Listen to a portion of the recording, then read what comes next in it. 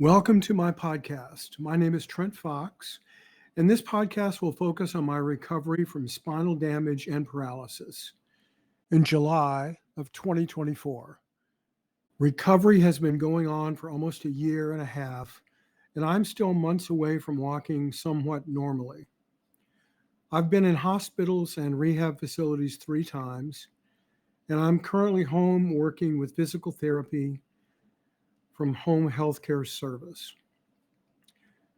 My goal for this podcast is to focus on what I experienced in what I call a normal healthcare facility and the normal healthcare journey that a lot of us take.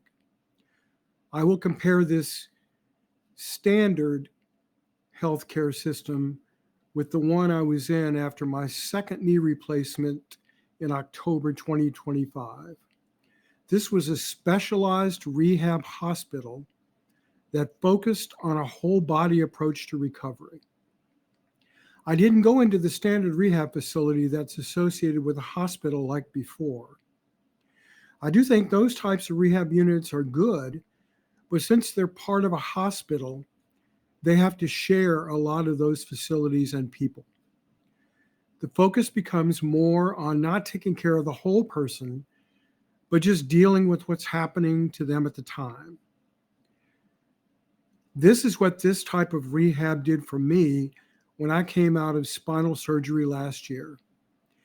It helped me start my recovery from the paralysis, which was from my waist down, and to believe that I would walk again, that I would experience a good group of folks that would take care of me and work hard with me if I worked hard with them to get me on the road to a full recovery. The first rehab was successful in helping me recover from the paralysis. Unfortunately, insurance kicked me out too soon, and I was moved to a skilled nursing facility where they now focused on walking. After a lot of work, I was there for a total of 64 days. I graduated to what was called a standing frame and then to a walker. But once again, Medicare said, fine, if you can't walk this many steps by Friday, you have to leave and go home. Which I did. But it just seemed like these insurance companies just wanted me to fail some tests so they could kick me out of the program. They didn't want me to get well so they wouldn't have to spend more money on me. They just wanted to do, I guess, the minimum and then say, okay, you're done. Both rehab facilities really wanted me to stay longer, and we did appeals and they tried, but to no avail.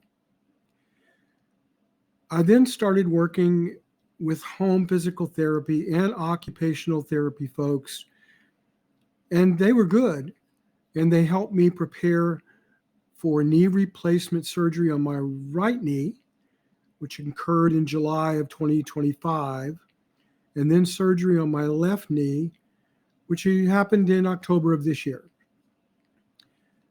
I will call this treatment the standard healthcare journey.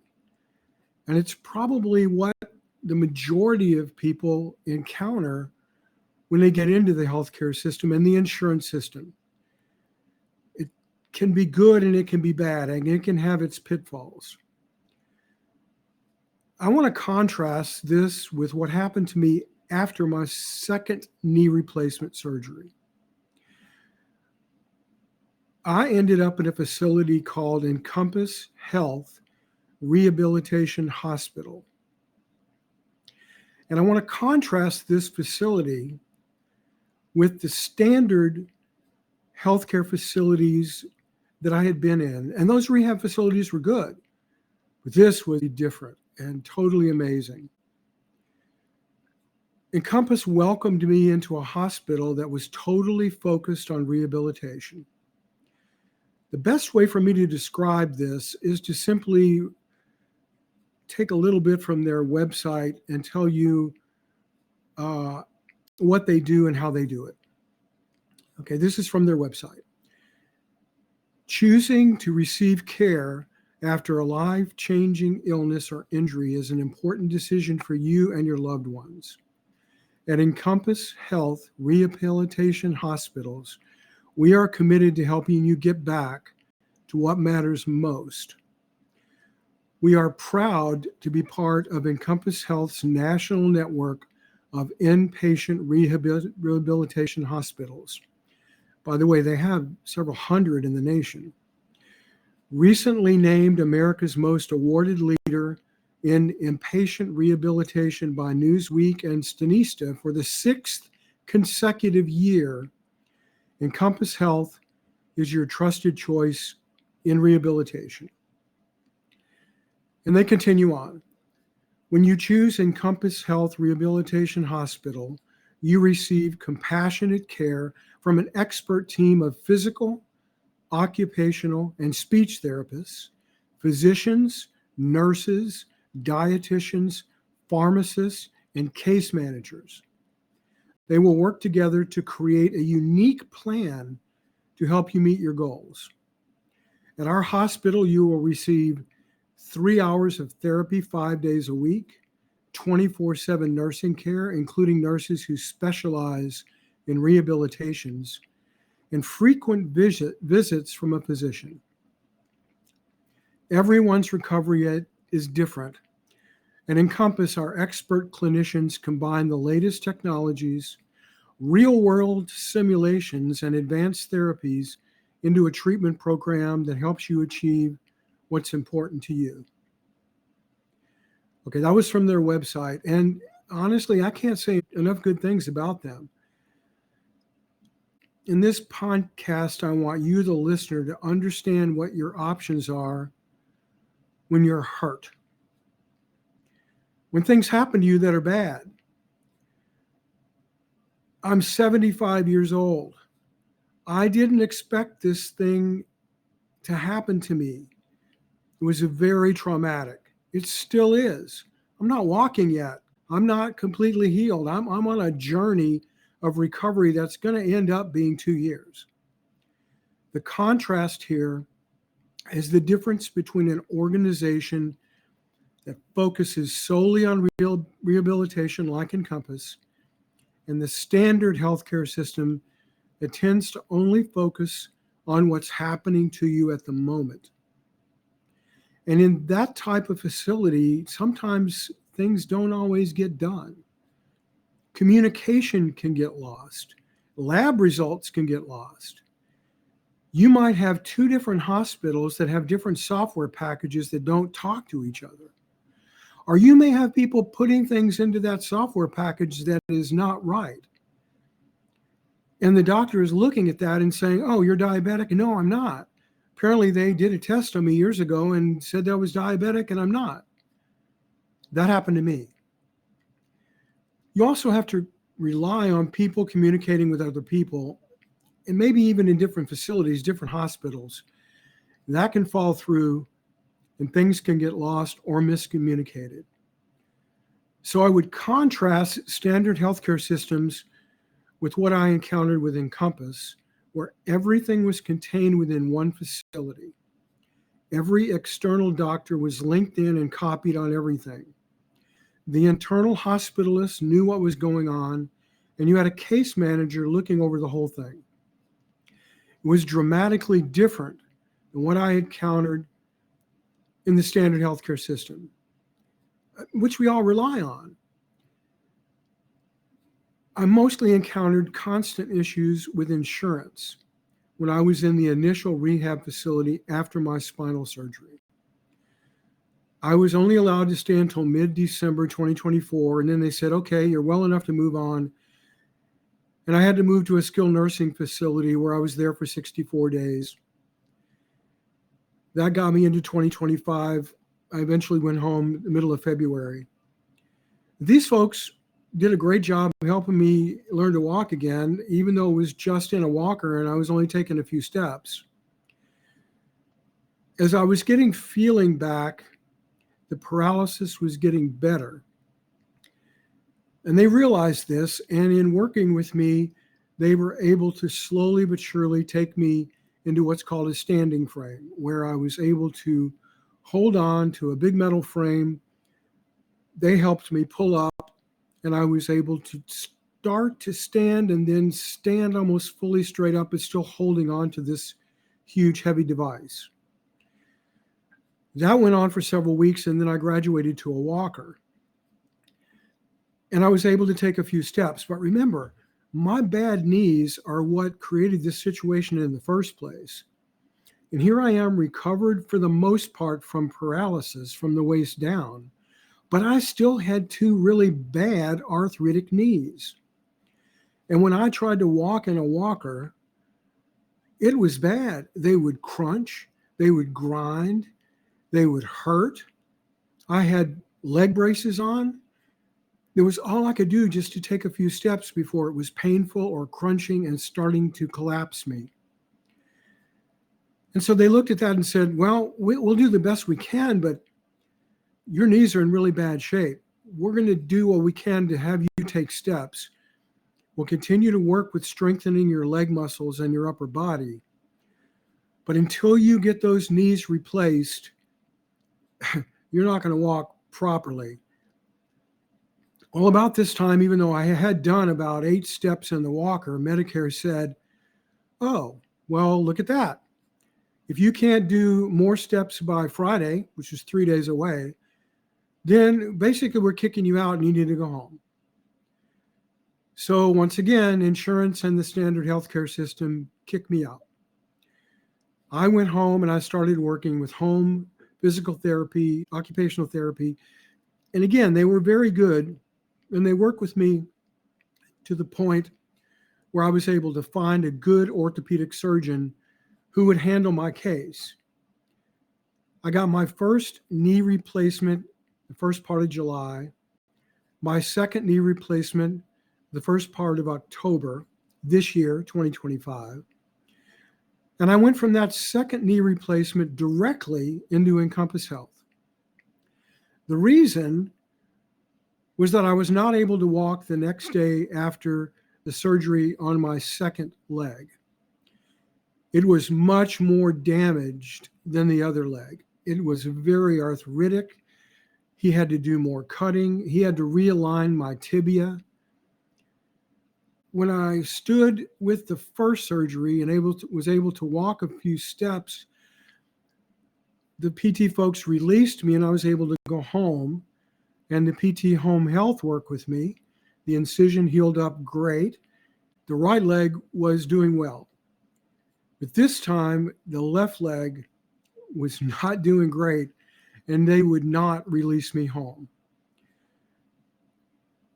I needed to go in to a rehab facility that was better than I would get from home PT. Well, I was able to qualify for Encompass Health just by luck because my insurance rejected me to go back to the one I was at before for my paralysis, or the rehab facility that was located in the hospital that did the surgery on my knees. It's crazy why they rejected me. I won't go into that. It made no sense. But I ended up at Encompass because they rejected me. And luckily it did, as I've stated several times in this podcast, Encompass opened my eyes to what a very good healthcare system contained in one facility can achieve. I was lucky because the case manager in the hospital called a friend of hers who worked for Encompass, and she made a special trip out and interviewed me. And she said, I can't believe insurance rejected you going into this rehab center or the other one, but let me go back and talk to my supervisor and I'll tell him your story and I'll get back to you. Well, within a couple of days, they came back and said, we really think we can help you. Our facility is state of the art. Our people are great. And you fit an excellent profile for us. So we got you cleared through Medicare and we're going to bring you over and we're going to keep you as long as we can. Well, that ended up being about 2 weeks that I was able to stay in Encompass, but they were able to work wonders for me. Eventually, I was able to walk about 20 steps in a walker. But I guess the main thing that happened at Encompass that is a little bit discouraging is that during my stay, they found out that the limitation on me now was not necessarily my legs, because I had two new knees. It was my heart. I ended up with what's called a low ejection factor, which had actually been uncovered earlier, but they didn't really follow up with me because it wasn't dramatically low. But at Encompass, they found out that it was getting worse. And they also found out I had AFib, which is not good. And their doctors really dived in on this and said, you know what? You've got heart problems. We need to get you on drugs to maintain your blood pressure, address the issues with the low ejection factor, and put you on blood thinners so that you are not in danger of a blood clot from the AFib. Well, it turned out my limiting factor in being able to walk was actually my heart. After about 20 steps in a walker, I was just exhausted, and I felt like I couldn't even raise my foot to walk any further. It was very discouraging. Even now that I'm at home, I feel like I've got a really good foundation with my legs. I'm now seeing a heart specialist, and I don't know, maybe a pacemaker's in my future, but it's something that has to be addressed in order for me to fully recover. I do have to give credit to the hospital I was in for my knee replacements, because after my left knee, they did discover that I had a low ejection factor. And even though it wasn't good and they made me aware of it, it really encompassed that made me more aware that it was dropping, getting worse, and that I definitely had AFib. They did this through a heart monitor that I wore for about a week. And now I'm back home. I'm working with home PT. I have a good foundation. My knees are strong. I'm able to get up in a walker and walk 20 feet or more. I'm able to do extensive OT exercises to keep my upper body strong. And I will walk again, and hopefully it will not be too much longer. Maybe December, January, maybe February, but I'm getting there. And my podcast episodes will give you even more contrast between what I consider to be our standard healthcare system and facilities like Encompass Health. When I got into Encompass Health, I began to realize the standard healthcare systems I was in were okay, pretty good, but this is incredible. You know, I'm really being taken care of on a different level. And I think this part is important for you folks that are listening in, because you may not know you do have choices.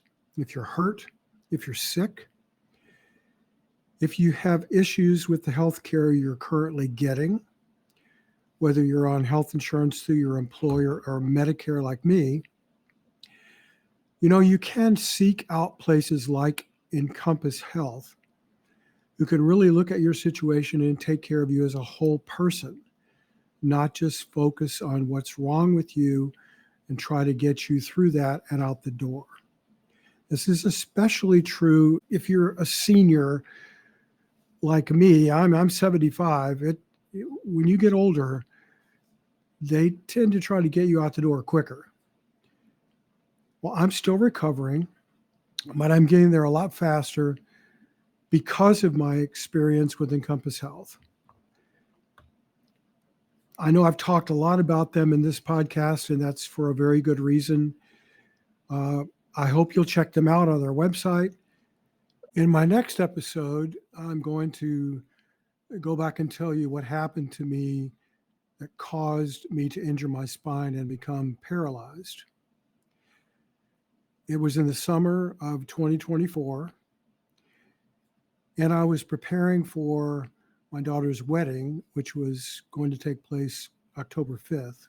My goal was to walk her down the aisle without walking with a cane. And so I'll go into more detail about what happened when I fell, how I became paralyzed, and unfortunately, how I was not able to go to the wedding. So stay tuned.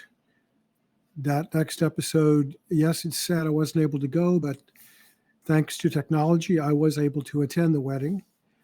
And thanks to a wonderful photographer, I was able to be included in the wedding pictures.